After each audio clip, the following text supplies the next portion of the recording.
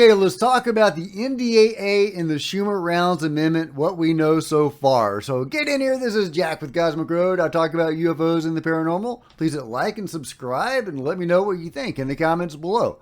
Okay, I'm just going to go over some of the analyses that people have been doing on the Schumer-Rounds amendment.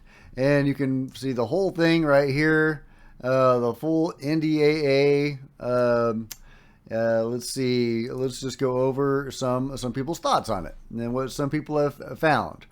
Merrick VR says, once signed by President Biden and enforced, all UAP records created before 1999 must be released publicly. I mean, that's huge, right? That's huge. Only the president can withhold, and for very specific reasons. If illicit UAP activities occurred for decades, it's on the Biden administration to disclose such information. Will the president disclose that? Will he reveal the existence of the black budget stuff, the UFO control group sort of thing? I tend to doubt it.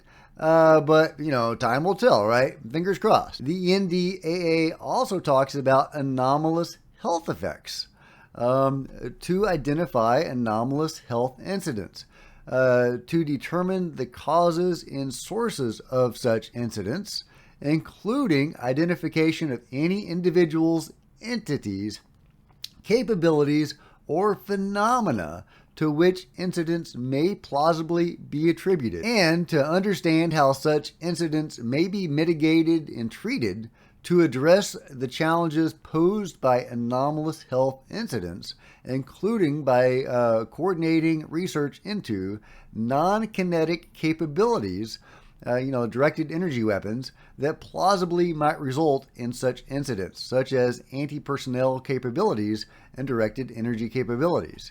B, the detection of and mitigation of such capabilities and the development of countermeasures for such capabilities.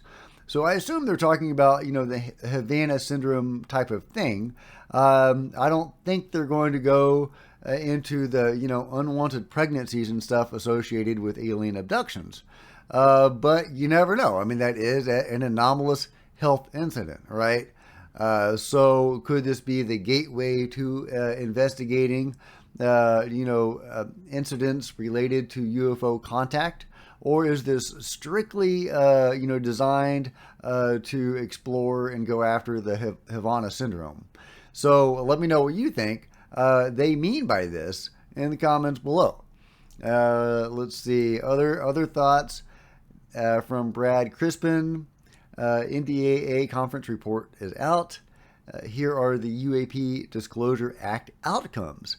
The agreement does not include the provisions that would establish an independent review board, a review board staff, eminent domain authority, or controlled disclosure process.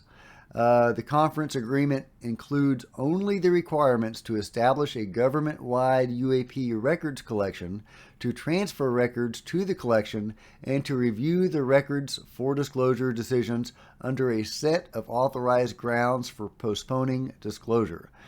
So no eminent domain. Final text. Here we go. Section 1841, UAP records collection at National Archives. The UFO collection will be created in the National Archives within 60 days after the law comes into force. All documents related to UAP, technologies of unknown origin, and non-human intelligence, or its alternative names. Deadline for full disclosure. Any documents over 25 years old must be revealed unless the president understands that there may be damage to the defense, intelligence, or relations with other countries. The severity of the damage needs to outweigh the public interest. And of course, they're going to use this to withhold all the juicy stuff from us. It's national security, right? We'll see. We'll see what we can pry out of these guys, but it does look like, the president can withhold anything he wants. How committed is he to UFO disclosure? The White House did create the Inter-Office UFO agency that had a big hand, apparently, behind the scenes in the creation of the Schumer-Rounds amendment. And it was probably the White House's involvement that got, Chuck Schumer on board. So, I want to believe that the White House is interested in transparency and disclosure. That has not historically been the case. So we'll see. We'll see. I'm fairly skeptical on that, but I guess there's a little reason for optimism there. All documents need to be sent to Arrow. So, unless we get Carl Nell or somebody like that in there, we're pretty much screwed. Can Arrow be saved? The jury's still out until we know who the new director is and what constraints that new director is going to be under. Even if Carl Nell got in there, would he have a free hand, right? We'll see. We'll see. No document may be destroyed, altered, or mutilated, and the revelation of those already marked to be released cannot be postponed. Section 1841, or 1843, excuse me, bases for postponing the deadline for U.A.P. documents. Within 15 days after the decision to postpone the deadline for revealing documents, congressional leaders must be notified.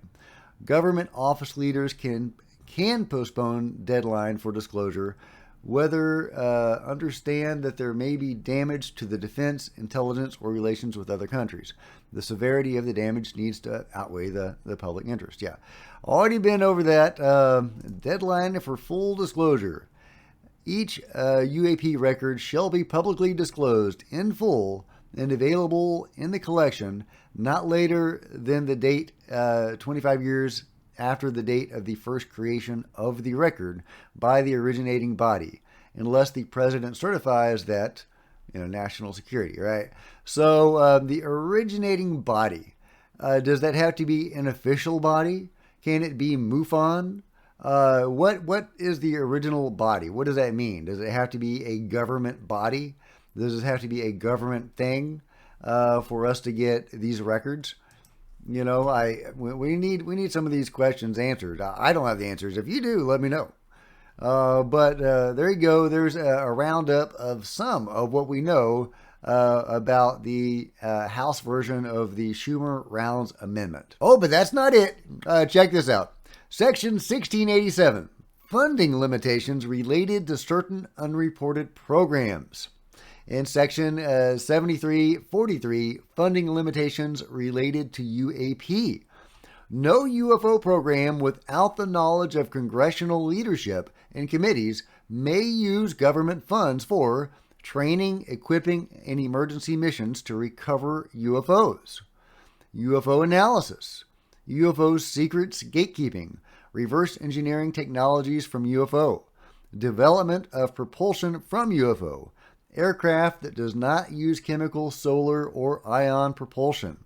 The limitation includes IRADs, independent research and development programs on UFOs carried out by other companies and financed by government, and which may be used to hide information from Congress and the public. So there you go. They are defunding the UFO control group per these sections, 1687 and 7343. So, that itself is very encouraging that, if that works, theoretically, that would force the UFO control group out from hiding to demand their money, right?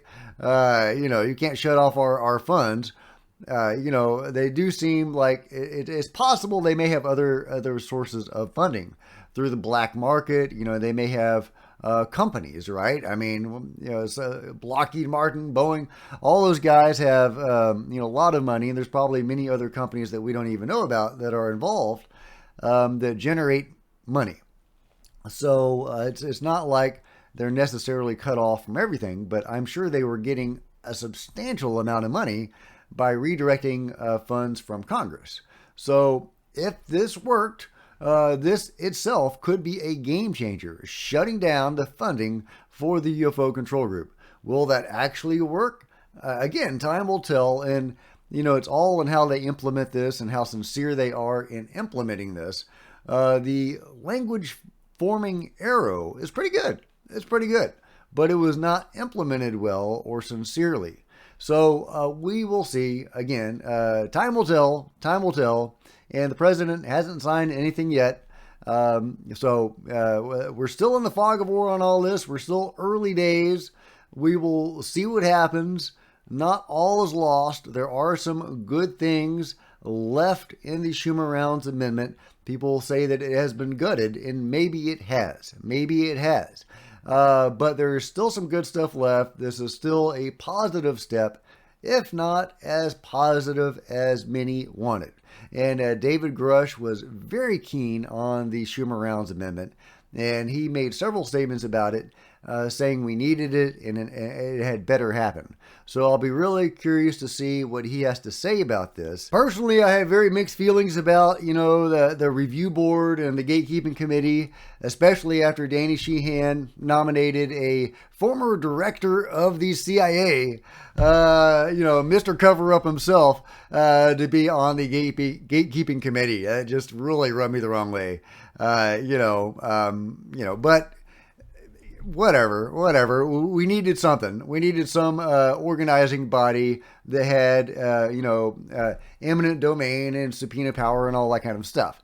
So, we did need something like that, but it needed to be a sincere effort staffed by good people that we could trust, not a former CIA director. But hey, that's just my take. In general, I think that there are still some good developments here, and that, it has been gutted in large part. It really has.